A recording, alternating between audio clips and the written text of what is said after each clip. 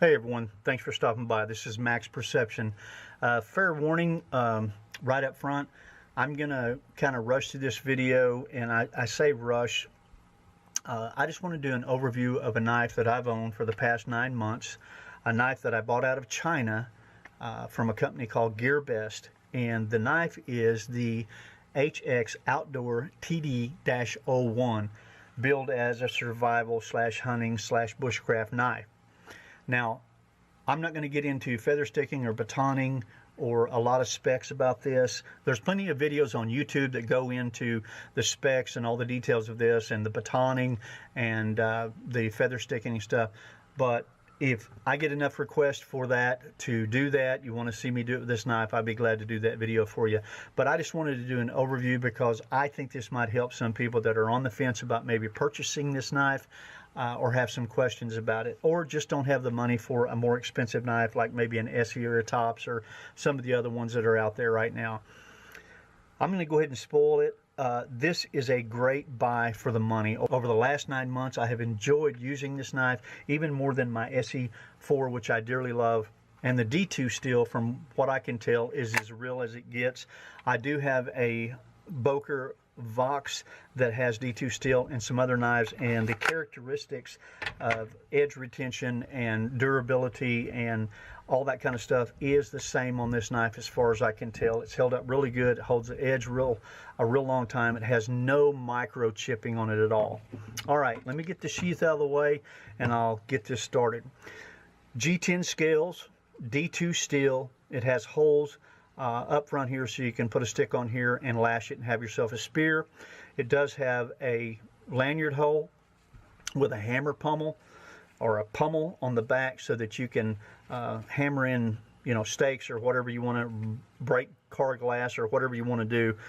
Does have some really usable jimping on top. It's not too aggressive, and I find it just very comfortable. It does have a nice finger choil so you can choke up and do those whittling or feather sticking or drilling, whatever you might want to do with that. That's going to work really well for you. Also, it's got jimping on the back of the tang, on the top and on the bottom, and so that's for reverse grip. So it gives you plenty of traction there. So if you're using this knife in a wet condition or something like that, water, fish, or whatever, you're going to get a good purchase on that. It does have a milled out spot here or a filed out spot on top with a really sharp 90-degree angle for throwing sparks off your ferrocerium rod, and I can tell you it does a great job on that. Usually I have to carry a file or my Leatherman's tool or something like that to throw a spark, but this does a great job. I'm really impressed with it.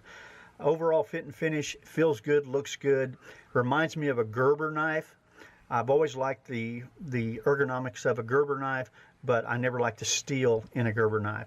So I've got the best of both worlds. This feels good in my hand. It's got really excellent steel, and I'm going to go ahead and move on to the sheath. Just giving you my thoughts on this knife after owning it for 9 months. Here's the sheath it comes with. This is a Kydex sheath. I've had some other videos that I've watched, and they say that this is not Kydex, some kind of plastic. It sure looks like Kydex to me. I've made my own Kydex sheath, and if it's not, it sure looks like it. Does come with a ferrocerium rod, and you can see I've used this quite a bit. It has a lot of wear on it. I've started a lot of fires with it.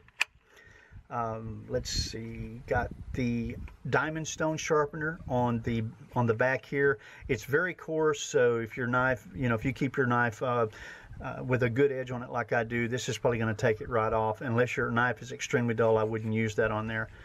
See, it's got the lanyard holes here and back here. Also has a drain port right here in case you get water in your sheath. The fit and finish on this is really nice. I think it's just on par with any manufacturer as far as SE, Tops, anybody that I've ever dealt with. Now, some guys had an issue with putting the knives in. They say, well, it rattled a little bit. Okay, I got you. If you're special forces or if you're in the military and you've got to be quiet, or if you're a hunter, I understand that. But I think this thing strapped to your side is not going to make a lot of noise unless you're, I guess, fidgeting back and forth or something. So I don't have a problem with it. you know these are mass produced, so there could be different you know, tolerances on these from one to another. So somebody else might own one, it may have more slop than that, but this one's fine for me.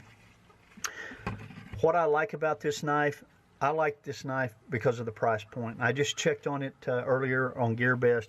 $41 free shipping from China. It'll take you about 3 weeks to get it, but I don't think you'll be disappointed. The G10s held up really well. You can see I've got some scuffs here, and the screws seem to be good. The pommel has worked really good.